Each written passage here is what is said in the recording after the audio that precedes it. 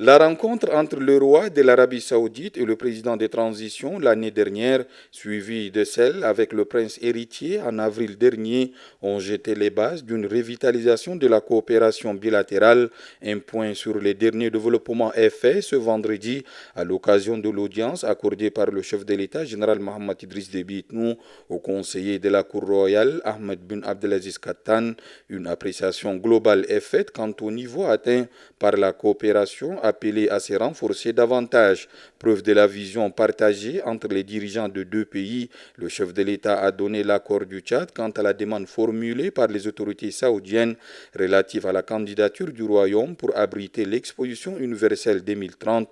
Le Tchad donnera sa voix en novembre prochain, affirme le ministre d'État, ministre des Affaires étrangères, l'ambassadeur Mohamed Saleh Al-Nadif. Lors de cette rencontre, nous avons fait le point de l'état de notre coopération, mais également nous avons répondu à une demande de nos frères de l'Arabie saoudite qui veulent organiser l'Expo 2030, l'exposition internationale mondiale, et dont le choix du pays qui va abriter cela va avoir lieu en novembre 2023 à Paris.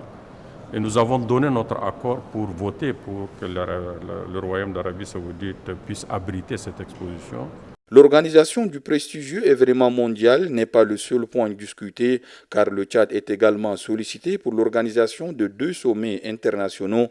Une convergence de vues s'est dégagée, souligne le chef de la diplomatie tchadienne. La deuxième demande de la part de nos frères de l'Arabie saoudite, c'est qu'ils veulent abriter pendant cette année deux sommets. Un sommet entre la Ligue arabe et l'Union africaine en Arabie saoudite, et également un autre sommet entre l'Arabie saoudite et l'Union africaine.